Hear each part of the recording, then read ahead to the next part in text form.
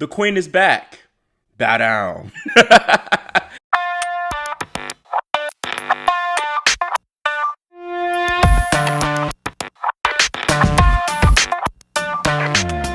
After a year of being absent from the tour, Serena Williams has finally returned to the tennis courts for a return at the Wimbledon Championships. Serena made the announcement with an Instagram post of her tennis shoes on a grass court and in front of a Wilson bag. She captioned it, SW and SW19. It's a date. 2022. See you there. Let's go, Arena's Army. Wimbledon later confirmed Serena's return to the All England club, announcing that the 7-time champ will be receiving a wild card into the singles event. Now, when I woke up and saw Serena's post, I guess you can say that I was a little bit excited. She's back. She's back. She's back. She's back. She's back. Woo! She's back! Of course, I was ecstatic when I found out about the news of Serena's return because, for one, I obviously miss her out there playing tennis, and two, I wasn't even sure that we'd be seeing her compete on tour again. Before I get into that, let's talk about the present and all the details about Serena's comeback. Like a boss, Serena gave us a lot of details about her comeback without even saying anything. Looking at the people she tagged in that post, we have Wimbledon, of course, as well as her two big sponsors, Nike and Wilson.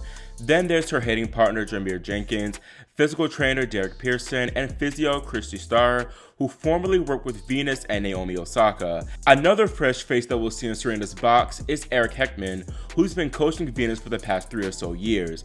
Eric will be coaching Serena for the grass season though, posting on his IG story, "Let's effing go! So pumped for this trip with the GOAT." Side note, Venus did say in one of her recent YouTube videos that she plans to come back to the tour soon. While 2 wildcards are yet to be announced, it appears that she won't be playing Wimbledon, but we might possibly see her for the US Open hardcourt swing. Back to Serena, she could already be in Europe based on this story post from the Ballymena Lawn Tennis Club, which is based in the UK. We'll also be seeing her compete fairly soon, as Williams also tagged the Eastbourne International tennis tournament in the IG post, which led many to believe that she'll play the Lead Up 500 event, which starts next week. The tournament did confirm that Serena will be competing, as she actually took a wildcard to play doubles with none other than Ons Jabeur.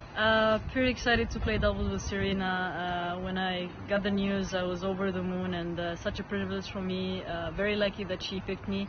Hopefully we're gonna have a great tournament, and cannot wait to be in Eastbourne this year.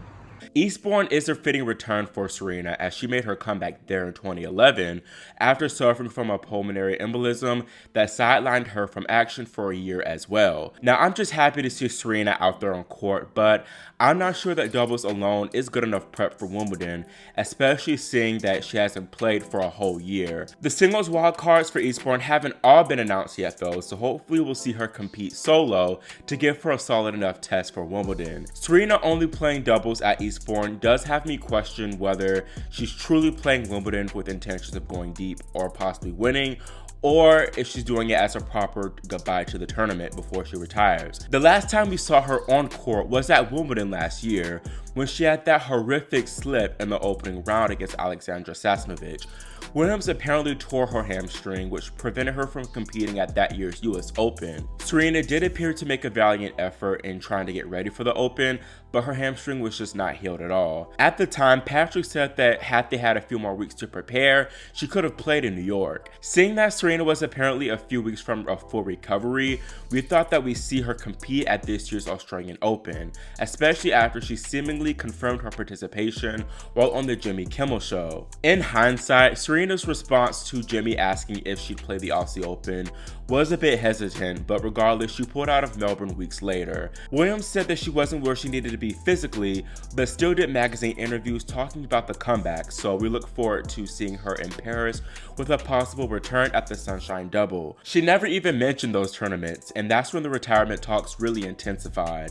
After the 2021 Australian Open to Naomi Osaka, Williams said that she wouldn't actually tell anyone whether she retires or not, and it appears that the 23-time major champ will be saying goodbye peacefully. Also, during the Miami Open, her agent Joe Smoller was spotted sitting in Danielle Collins' player box.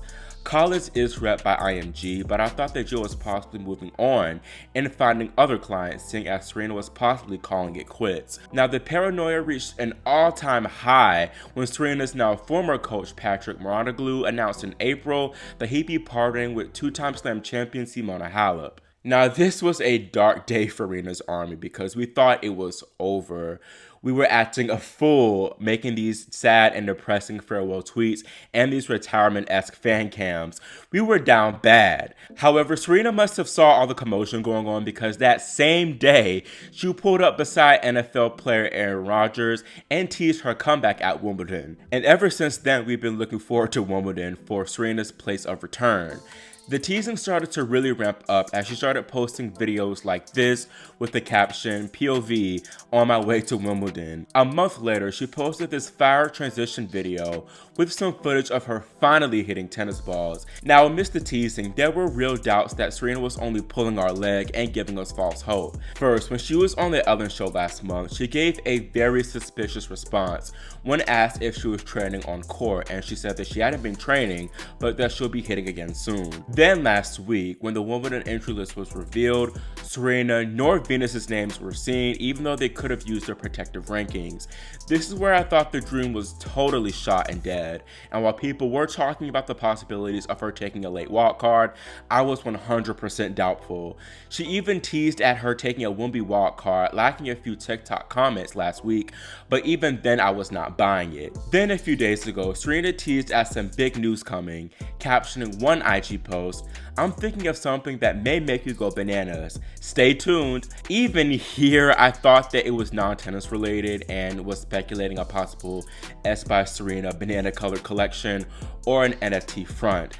However, as we now know, Serena really is back, and I could not be happier. Now, there are obviously a lot of questions that beg to be answered about this comeback, and I'll try to take a crack at them the best I can here. First, some might be asking why Serena took the hiatus and what she's been doing during this time off. As I mentioned earlier, Serena was dealing with a torn hamstring that she took time to heal from, but it appears that she took additional time to just step away from the sport and enjoy life. The King Richard film about her father was released late last year, and her and Venus did an award show tour the entire first few months of 2022.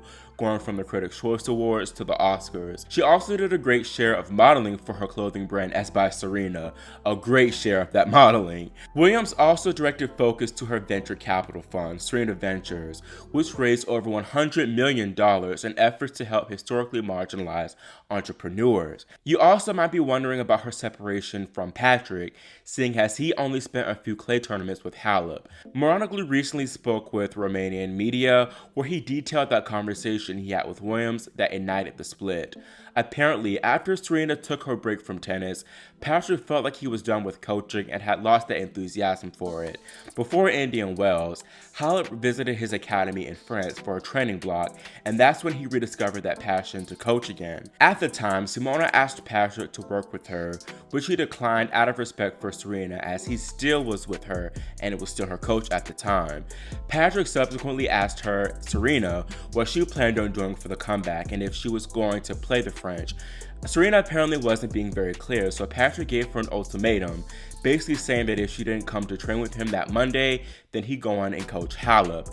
Clearly, Serena did not show up for that Monday training session. I have a bit of a theory myself, and I believe Serena was definitely contemplating retirement from the tour. She seemed to be fully in her businesswoman bag, and tennis honestly looked to be an afterthought. First, I don't fault Patrick at all for his decision because it isn't fair to have him wait on her. I do think that Serena manufactured this split though, and honestly wanted to leave Patrick for a while, so this was probably her way of saying goodbye. I also think she woke up when she saw that Patrick partnered with Halep, which was why she jumped up and made that video with Aaron Rodgers the same day. She was letting us and Patrick know that she was out for revenge and coming back with vengeance. Now, it's unsure of how long Serena has been preparing for this comeback, but she has been training at least since the 1st of this month, when she posted this video of her lacing up and getting ready to practice. As I said earlier, I'm not sure if we should be putting a bunch of stock into this Wimbledon comeback, because retirement still does loom for the great champion. There were talks that 2021 was supposed to be her last season, as cameras were spotted following her in Melbourne.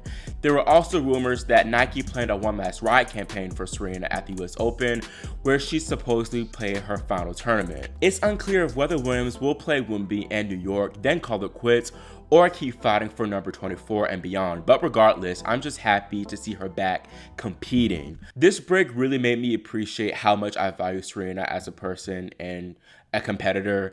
I wouldn't have minded if she retired, but it bothered me that her last match would have been that horrendous injury nightmare from Wimbledon. Now hopefully she can leave on her own terms. I'm not really worried so much about whether Serena wins anymore. She can lose another final, semifinal, quarterfinal, 4th round, 3rd round, 2nd round, even 1st round. My main concern is that she's 100% healthy and injury free. Now, Serena's ranking definitely isn't the best, as she's currently 1,208th in the world. She won't have an opportunity to improve upon that at Wimbledon, as the points are removed there due to the ban of Russian and Belarusian players. Also missing from the action will be US Open runner-up Leylah Fernandez, who fractured her foot during the French Open. While she's on crutches and in a boot now, the 19-year-old says that she'll continue to persevere through her physical therapy and looks to make her return to action at the City Open next month. Meanwhile, home country star Emma Raducanu is in doubt for competing at SW19 after sustaining a side injury during her Nottingham Open first round last week. After receiving a medical timeout, Raducanu retired 3-4 down against Victoria Gojevic, afterwards calling it an absolute freak injury. She also went on to say, "I have no idea about Wimbledon. It could have just seized up and gone into spasm, and then it is really bad for a few days. I think I pulled something. I'm not really sure what exactly happened." According to The Guardian, the results from the scans of Raducanu's injury came back positive, and the Brit is much more hopeful of her chances at competing at SW19 now. Raducanu withdrew from this year's Birmingham Classic, but still intends on playing the Eastbourne International next week. Then, Naomi Osaka is a big question mark, as she pulled out of the Berlin tune-up event due to her ongoing Achilles injury. Osaka also expressed skepticism about even competing at Wimbledon due to there being no points, and she's currently rehabbing the issue. Anyways, I'm just over the moon to have Serena back on tour, and I can't wait to see her back out there competing next week. That's all I have for this video, and let me know in the comments if you're just as excited as I am about Serena's return. Also, what are your thoughts on the split with Patrick and Serena's prospects for the future? Make sure you subscribe and click the notification bell so you're notified whenever I post new content. Thanks for watching, and I'll see you next time here on Grand Slam Tennis News Today.